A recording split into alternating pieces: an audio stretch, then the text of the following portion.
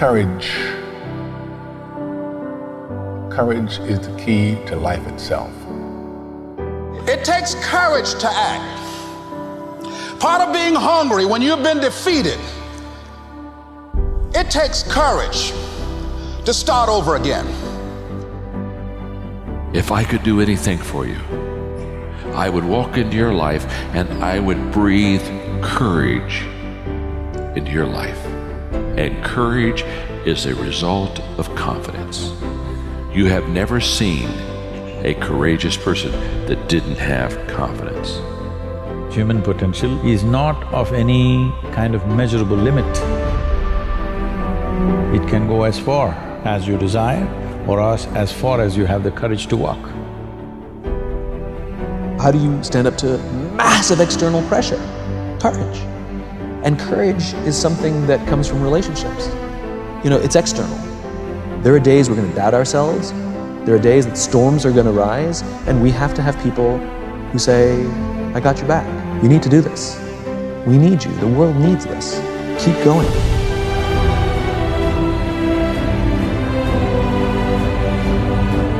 Courage is not the absence of fear.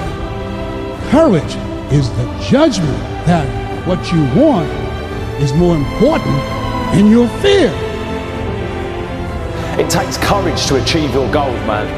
It takes courage to be successful. Patience and inner voice makes you unbeatable. You've lived a life dominated by doubt and fear. How do you step into bravery? Step. Take the step. No more will I live like this. It takes courage to fight back. If you don't have the courage to act, life will move on you. You don't work for nobody else. You work for your mama, you work for your sister, you work for your aunts, you work for your grandma, you work for your family, you work for your kids. You ain't making no other man rich. Do you have the courage to stand there though the storms keep raging? It takes courage to be successful. It takes courage to win. It takes courage to be different. It takes courage to go where you've never gone before.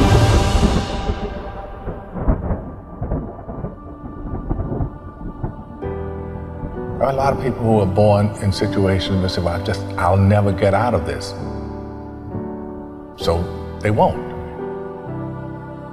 I say to people who say, well, I would like to have done so and so and so. So, well, you could have done it. So, well, I couldn't get out of here. Man, the bus runs every day.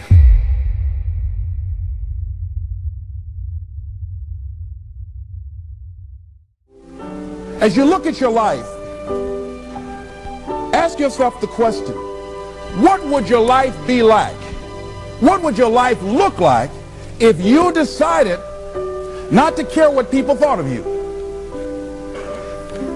What would your life be like if you decided to give up some of your fears?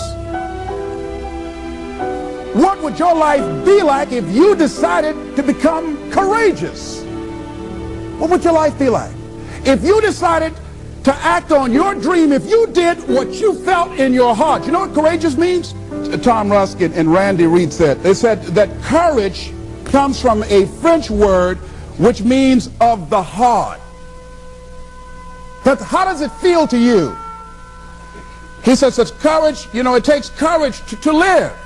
Says most people go through life not allowing themselves to step out because they don't want to let go. They don't want to be blown around. They don't want to be moved. The courage to face life's whirling wind of contradictions. The courage to love yourself.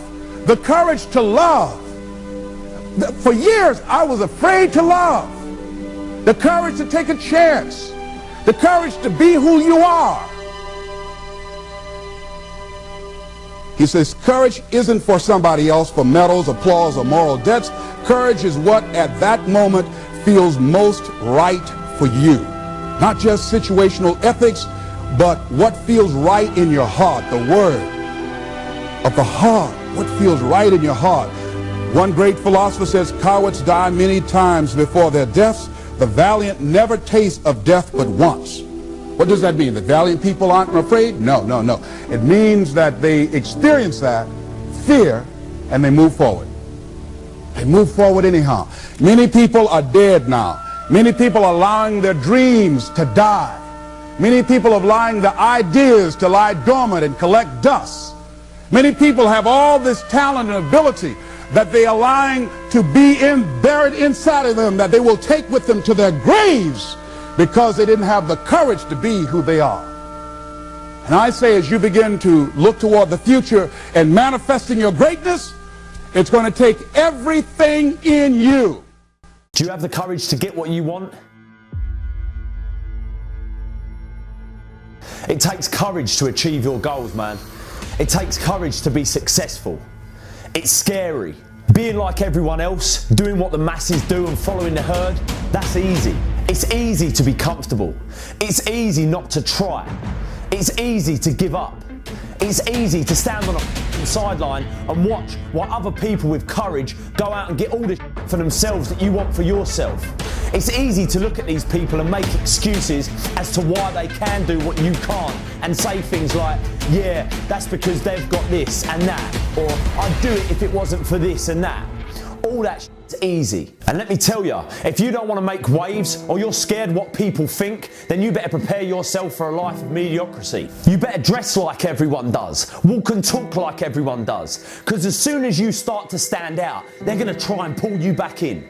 And it takes courage to push through that. As soon as you start to change, and I'm sure some of you have tried and tried a lot, you're going to get these people that want to keep you where they are. Because if you outgrow them, you're leaving them behind. And then they'll have to admit to themselves that it's possible. And that's the scariest thing in the world for them to do. Because that takes courage. That takes balls of steel. You need courage to change your life.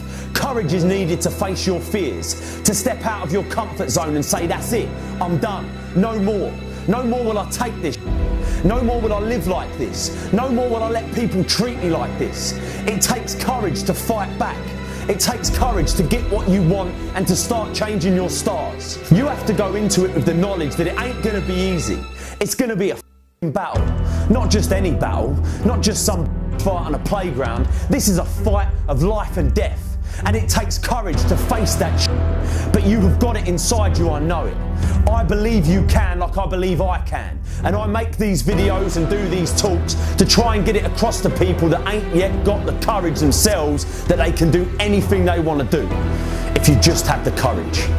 You can either be a victim of your life or the master of it. But the choice, that's yours to make. There's enemies all through life. People that hurt you, people who lie to you, people that cheat on you and people that beat you. But there is only one enemy that can destroy you, and that's the enemy within. This enemy you can't escape. You can only tame because it lives inside your head. It enjoys trying to destroy you, convincing you that you're nothing, that you'll never be nothing, that you came from nothing, and you'll never get out. You're never going to change. You're never going to achieve your dreams. You're never going to make a difference. You're never going to get what you want. The enemy within feeds you this poison on a daily basis if you let it. For me, I picture the enemy within in a round cage in my mind. And it's circling this cage, but it never takes its eyes off me.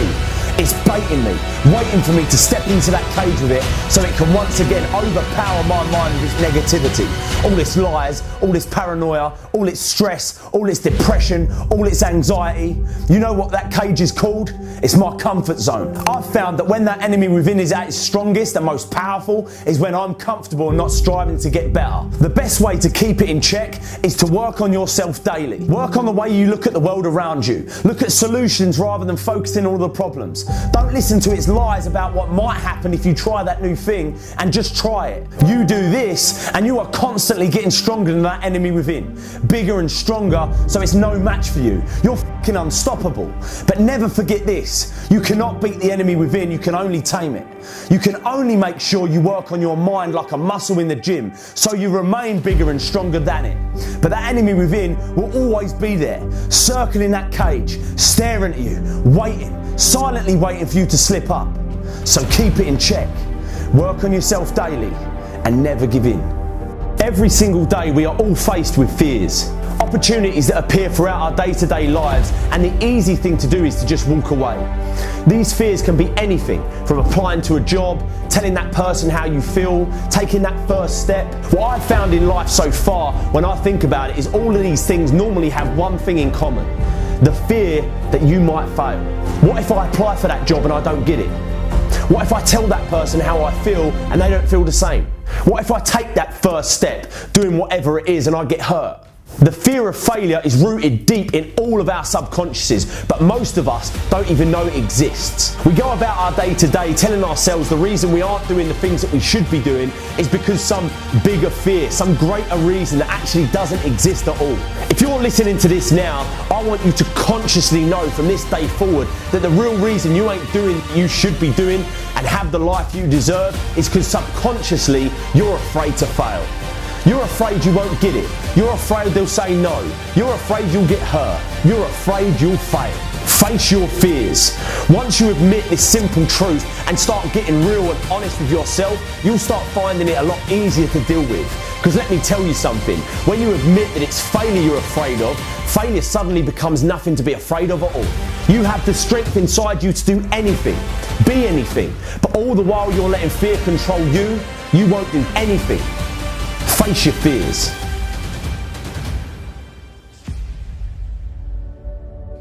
There's a quote by Goethe and it says, if you look at a person as they are, they will always remain that way or maybe be worse. But if you look at a person, this is good. If you look at a person as they could be, they will grow into what they should be. Right? We have to know what we stand for. I'm not talking about what your company stands for. I'm not talking about your family values. I'm talking you as an individual. When you walk into a room, what do you represent? As you as an individual, when people around you see you, what feeling do they get? How do you leave your energy impression on the people around you? As individuals, we have to do that. That's the first step that we have to do when we're talking about make your mark. Everybody repeat after me, make my mark. Repeat after me. In order to make my mark, I have to define my mission statement. In order to make your mark, some of you are going through, you're on the journey of becoming, and you have to look at adversity with a new perspective, right? By a show of hands, how many of you guys have experienced fear? I need the elbow to lock. So here's what fear does. Fear is restrictive. Fear stops us from taking the steps that we need to take to become the best version of ourselves. Fear is the thing that's literally holding you back from doing the thing that you're supposed to do. Fear is stopping you from becoming the leader that you're supposed to be now. One of the things that I've learned in my past is that leadership is not a title. Leadership is an action. Leadership is not the title that you have. You can clap for that because let's go.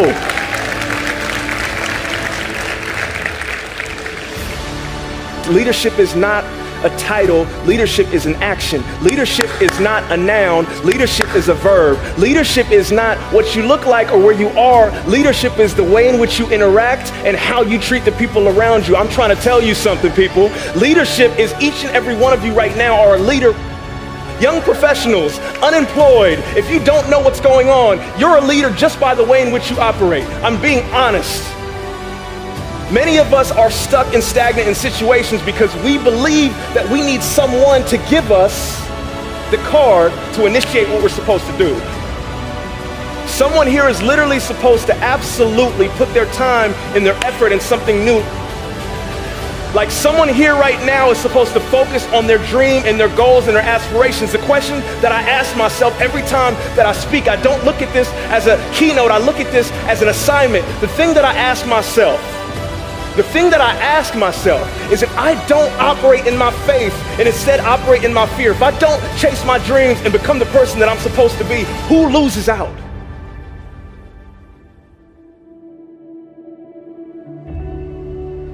I realized that I wasn't doing this for me.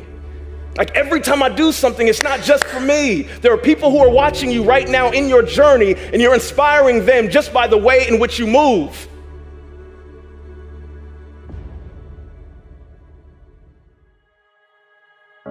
I'll tell you, the one thing that will build confidence you need to actually put yourself out there in this school year is letting go of what other people think and living your version of life. Because too many students are living a watered down version of someone else. They're living a watered down version of their friends, how their friends want them to be. They're living a watered down version of what their family pushes them to be or what society suggests them to be, as opposed to being their own person. So go all in on you. Whatever that may mean, what excites you, what pushes you, because our biggest problem, I believe, is that we compare our behind the scenes to everyone else's highlight reel. We compare our failures to everyone else's highest points of confidence, to everyone else's successes. We compare our insecurities to everyone else's highest points of confidence, then we feel like we're not enough. So go all in on you, whatever that may mean. The one thing that I don't enjoy about my job is that I come to a school, and when I was a student in going in to college, I didn't see myself as someone who could really make an impact. I didn't see myself as someone who could really contribute. It was only until I started putting myself out there, sharing my ideas, putting myself in uncomfortable situations that forced me to grow, that I became a beat that contributed to what made my school better because I was a part of it. Realize that you have the ability to make an impact. You have an opportunity to change that story in your head. Put yourself out there, because when you do, amazing things happen. This school needs your leadership. They need your influence. They need your impact. It is time to show up.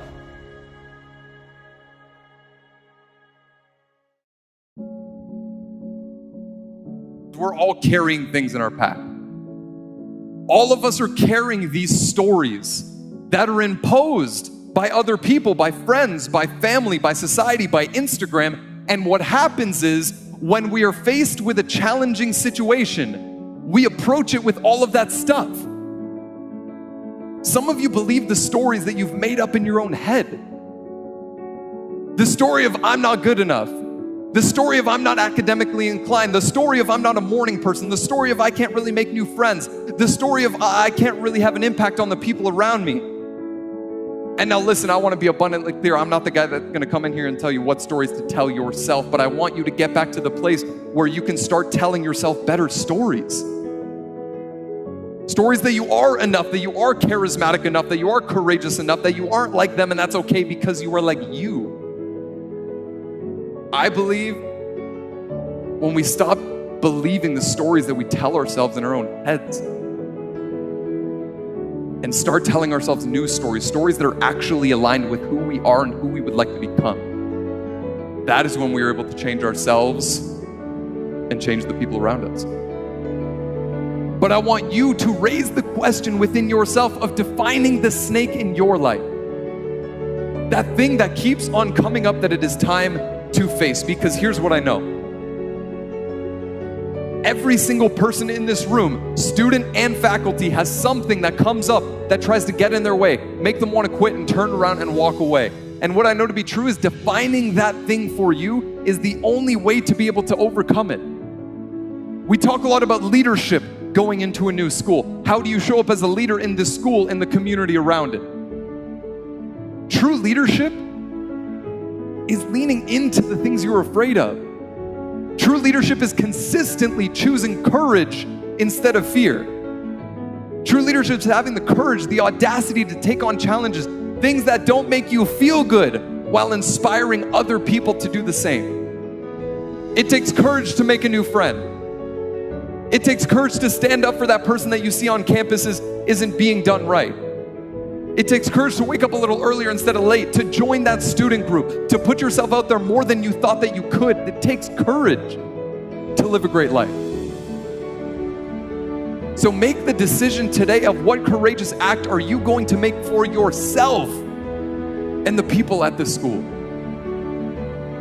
It starts by taking on the things that you can actually affect. that you can control and that you can impact, because I see way too many students coming into college and university that allow themselves to be defined by what happened yesterday.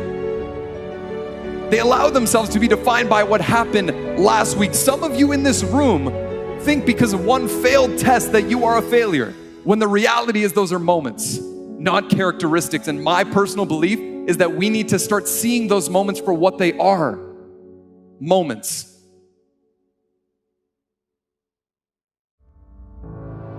Oh yes, it's true. Many people put it on the line. Many people get out there every day and do something that has never been done before. Many people out there put it on the line and do something special to help someone else. Why can't we recognize them? No matter where you go, no matter where you may be, someone is out there right now that is doing something far greater, and they're putting so much work in to make a difference in this world. Why can't we honor them? Why can't we honor those servicemen and women? You have to consider the fact there are great doctors, there are great lawyers, there are great teachers, there are great mothers and fathers, there are great people in this world. We all are responsible for one another. We all have a duty. We all have to serve. Whether you wear a uniform or not, you have to serve. Can you be a serviceman? Can you be a servicewoman? Can you serve? Are you prepared to serve? Do you have the ability to serve? Don't make it about yourself. You have a duty. You have a responsibility. They didn't give up. Why should you? Keep moving. Keep believing. We are all one. Both far and near, we must serve. So this day, we honor the servicemen and women who put it on the line, who've given their all. And if they make it home, and they have the ability to put their arms around their loved ones, job well done. And there will be a new day. And that day starts a new opportunity. A new opportunity to make something else special happen.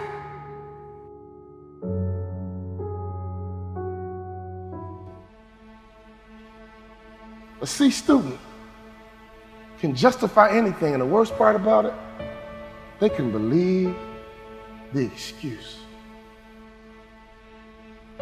Don't look at me like that. Some of you guys have been defeated already in your life. You're saying to yourself, you know what, I got a GED, nobody wants me. I used to be an alcoholic, nobody wants me. My own father used to tell me I was no good, nobody wants me. I'll just work this little dead-end job and we'll figure out what's next, because I don't have anywhere to go. Some of you guys can relate to what I'm saying. Somehow, some way, you've disqualified yourself. I work with so many people and I can relate to it. Nobody can beat you but you.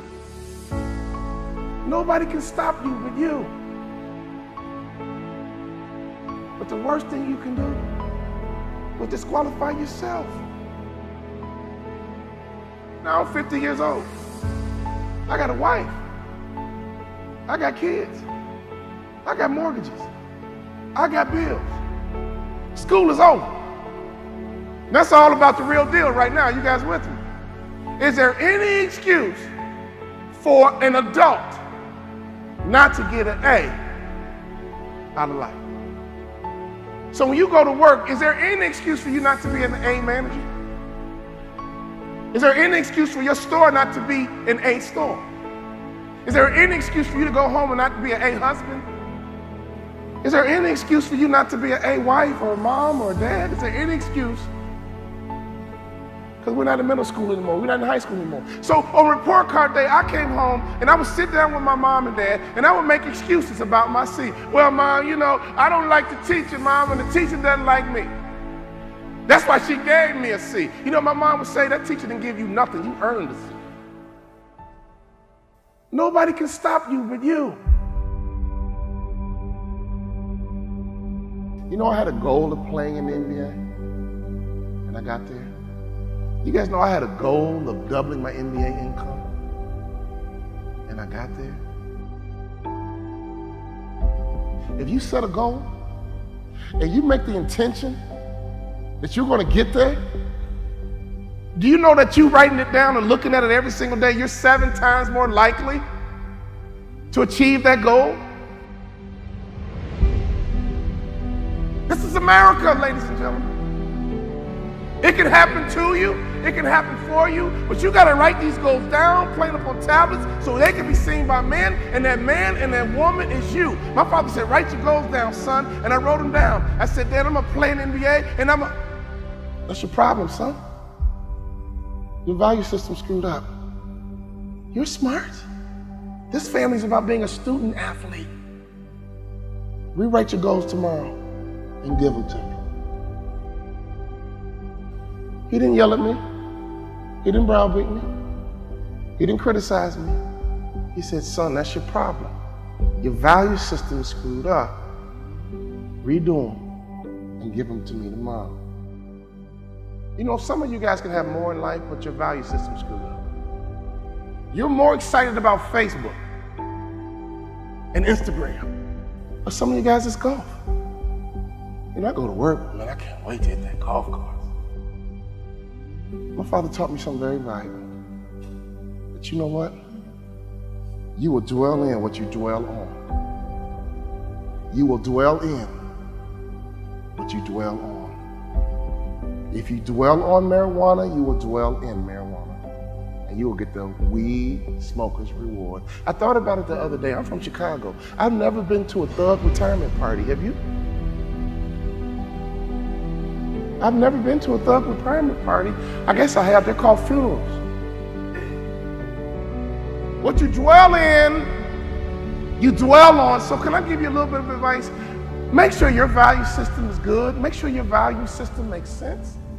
People say all the time, well, what's most important to you? God, family, work. And I know what you're going to write down, but it's got to be real in your heart. Does that make sense? What was in my heart was sports, and that's no lie. My father said, redo your value system, son. It's screwed up. I redid it the next day. I said, Dad, you ready? Yeah. Okay, Dad. I'm going to graduate college in 4 years. I'm going to play in NBA. Anybody know why I ducked? My dad had a nice backhand. I said, I'm going to play in NBA. And this is what I said. I'm going to make more money in business than I did in sports. You know what my father said? I like it, son. I like it. I want you to take those goals out and look at them every single day. Before I knew it, that 2.1 turned into a 2.9. Before I knew it, I got selected to be president of the journalism club, captain of the homecoming committee. Before I knew it, people began to recognize me not as an athlete, but as a leader in school. All of a sudden, I wanted a 3.0. I'm gonna get a 3.0. I'm gonna get a 3.0. And they were like, Walter, it's mathematically impossible. You know what I'm talking about? So I got as high as I can get, a 2.9. And I realized, you know what? I could have had a 3.0 easy if I would have taken advantage and been a little bit more mature in my past life. Some of you guys need to hear what I'm saying to you right now. Some of you guys used to be immature in your past life. Can I get a witness? Now you're not in middle school anymore. You're not in high school. Childhood is over. Would you agree? And grown men and grown women think a certain way, operate a certain way, and have a certain mindset and mentality. I want you to understand you are a part of a legacy. You've heard about your mom's story, you heard about your dad's story. Now it's time for you to build your story. My father was a sharecropper in Tennessee. I heard all the stories my dad would tell me being a young black boy in Tennessee. He said, son, I got called the N-word so many times, I began to think it was my first name. But I busted my butt for you, son. I busted my butt. I went back to college for you, son. I got educated for you, son. Everything I do is for you, son. See, right now, I want you to understand you are a part of a legacy. Many of you guys, your mom made sacrifices for you. Your dad made sacrifices for you. Now it's time for you to grab the bull by the horns and impact your legacies. Everybody with me? Your mom and dad have this story. Your grandfather, your grandmother has his and her story. Now you are building your story. I was at a track meet one day, and I was watching a 4x1 relay. And I love a 4x1 relay because that first sprinter takes off with the baton in their hand, and they run as hard as they can, as fast as they can, and when they get to the next athlete, they yell, stick! And the next athlete takes off running, but they reach back. They just reach back a little bit. Then they run as hard as they can, as fast as they can, for 100 meters, and then they yell, stick! And it's so important to make a successful handoff, because if you don't make a successful handoff, you are disqualified. And the next athlete's turn is to run as hard as you can, as fast as you can, and then they yell, stick! And they hand it to the anchor. That anchor is Carl Lewis. That anchor is Flojo. That anchor is Usain Bolt. And that last 100 meters, whoa! They come around that curve, and all you hear is elbows and form, and they come down and cross that finish line. Oh! So I was at this track meet, and I saw them handing this baton. They kept yelling, stick! Stick! Stick! Stick! Stick! Your father might be from Russia. Your grandfather might be from Cuba, Colombia. I don't know where they're from, but let me tell you something. At some point, they're going to yell, stick! And that baton's in your hand. So we don't have time to be silly anymore, would you agree? We don't have time to play games anymore, would you agree? You got to get that baton in your hand. You got to run as hard as you can, as fast as you can. And every day in that car in the morning, my dad would just talk to me. Like, son, I'm from Tennessee, son. Education is very valuable. You cannot devalue education the way education is important, son. That's the way out. Education, working hard, education, getting trained. Smart families are training and development organizations masquerading as a family. Mom, dad, you are head trainers of a family. You know what my dad would say? Go get it, son, go get it. Be sweet, baby, be sweet, go get it. Go get it, be sweet, baby, go get it. Go get it, be sweet, baby. Go get it, be sweet, baby. Every time I left the house, my mom would say, be sweet, baby, be sweet. My dad would say, go get it, son, go get it. Go get it, son, go get it, be sweet, go get it, be sweet, go get it, be sweet, go get it, be sweet. My family had two core values. Go get it, son.